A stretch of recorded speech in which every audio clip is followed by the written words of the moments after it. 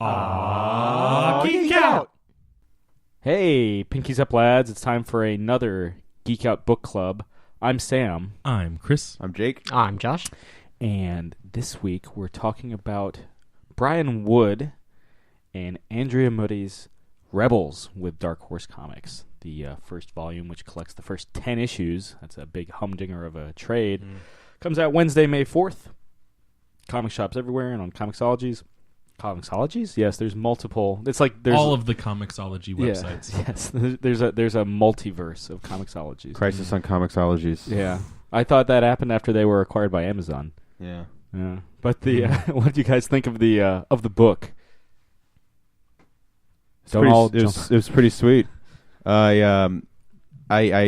remember when it was coming out. I was reading the first couple issues, and then it just would sell out like a motherfucker.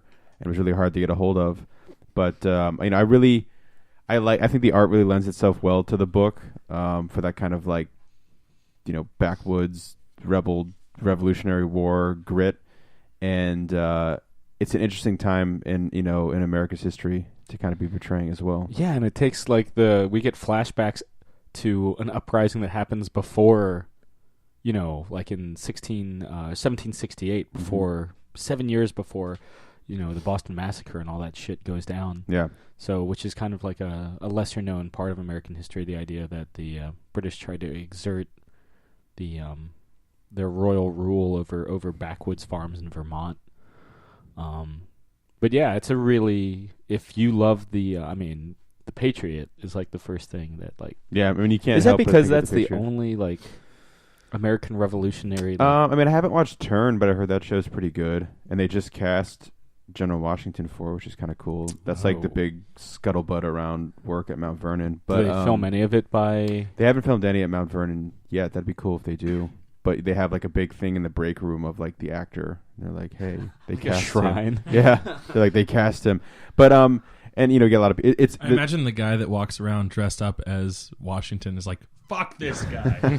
The guy who plays General Washington's like 6'5". He's just like massive. I've only seen him once, but what was I gonna say? No, but it's funny that whenever there's a episode of Turn, the webmaster or whatever, the head of like digital stuff at Mount Vernon's like, our website like almost crashes because like so many people just like come to it and be like, is it true? Washington spies. They want to know, but they've really kind of done some cool stuff in the education center. Anyway, but wait, you're telling me they just cast General Washington? Isn't the entire subtitle to turn Washington spies? I've never seen it, but it said there was a little thing that's like season 3. It's been cast for. Damn. Yeah, because it's been all about the spies, Sam. God, he's faceless like Charlie's Angels. You never actually see he's like Charlie. Blofeld. Yeah, yeah. Like in Rebels, he's not. I guess he's kind of more of just a background character. Yeah, we get some cool Ethan Allen though, the Green Mountain Boys, who are very much, I guess the first kind of war heroes from Vermont. I don't know how many war heroes have come since from Vermont, to be perfectly honest. But I think there is something kind of romantic and swashbuckling about the Green Mountain Boys. Sure, yeah. I think the whole situation, the whole idea of, these kids almost just growing up. Yeah, the lead character is supposed to be like 19. Yeah, and he's got like a beard better than I'll ever have in my entire life. Yeah. But my favorite issue actually was the Sarah Hull issue. I thought that was a really knockout, just a one issue knockout of a issue. How many times am I going to say issue? But it. I feel like you have issues with your similes. Yes, but it shows. Very unconfident on that word for a second. It shows kind of that the women deserve every right to be to have been a part of that revolution and did just as much work as the men did, and the way that it's framed with the letter and the past and present, I thought that was just. That issue stuck out the most out of all 10, and the book is a solid book. Yeah, and it's not like, even though it's American Revolution, we invoke the Patriot. It's not a particularly like unsavory book in terms of like violence or any of that. No, but I think it also does a better job at portraying the Revolution than the Patriot. Yeah, than Roland Emmerich. Yeah. It's one of those movies when like I think we were talking about like when you go back and watch it again. I love Mel, but like that movie isn't that great. Honestly though, it's probably my favorite Roland Emmerich movie. I mean, that's over Stargate, over Independence Day, over Godzilla, over Yeah. Day After Tomorrow. Yeah. Again, because it's the closest to being like a movie. You know what I mean? Not just explosions. Yeah, but no. To take it back to this, it's apparently Brian Wood. He kind of alludes in the foreword, which you get with this collection, by the way. By the by. Yeah, growing. Yeah, by Charlie Crash or Billy Crash, but the you kind of get the idea that the growing up in these areas, like where a lot of this like early American history happened. Was kind of cool. Like he was talking about reading like Little Hiawatha and like these old ass libraries up in that area. And you know, I've never actually made it up to like New England or I've never set foot in the state of Vermont. But not for, I guess I can't even say not for lack of trying because I haven't honestly tried. Of trying. Furthest north I've been is Poughkeepsie. Yeah. I don't know. On the East Coast, at least. I've been to Quebec. Yeah. Yeah, same, and Boston. I've been. Oh, that's right. Yeah, I've been to Boston too. That's right. Yeah. For Ghostbusters. Yeah. Yeah. And my road trip with Nicole. Right. Yeah, with Nick Thune. Thune. Sounds like a John Carter character. I wouldn't know. Yeah. Read it, man. Or watch it.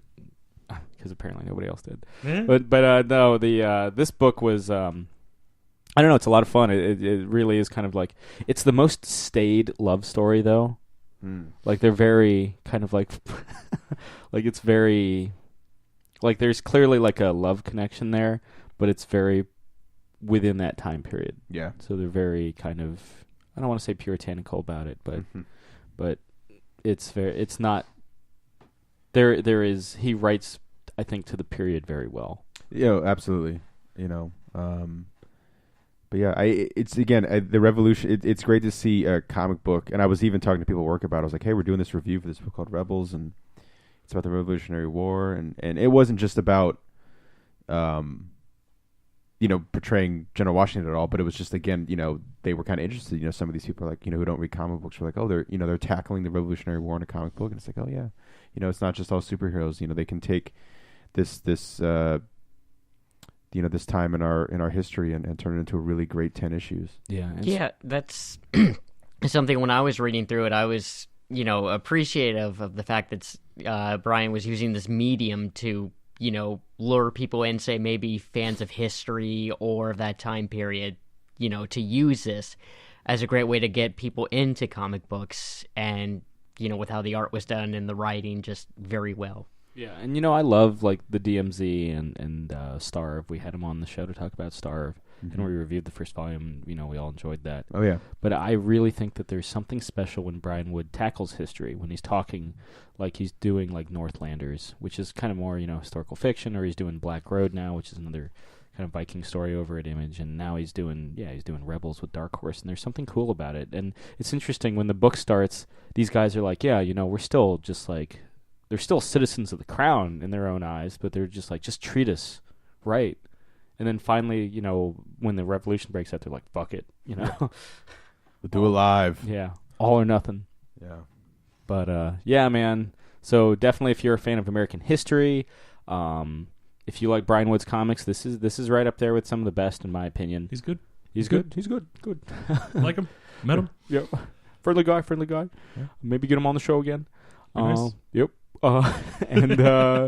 Yeah, it's a humdinger, and again, it's 10 issues in this trade. Yeah, it's packed. Yeah, and it's retailing for like $25, which for 10 issues is a bargain. So definitely get your money's worth and then some. Oh yeah. Oh yes.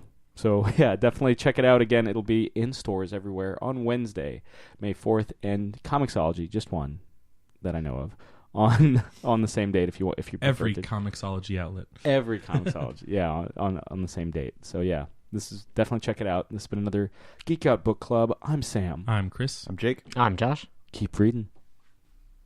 This has been another Geek Out production. If you enjoyed what you heard, hey, we've got a new commentary every Monday. We've got a special episode every Friday. Of course, there's the usual catching up show every Wednesday, and you get book club episodes just about every Tuesday these days. Thanks for listening.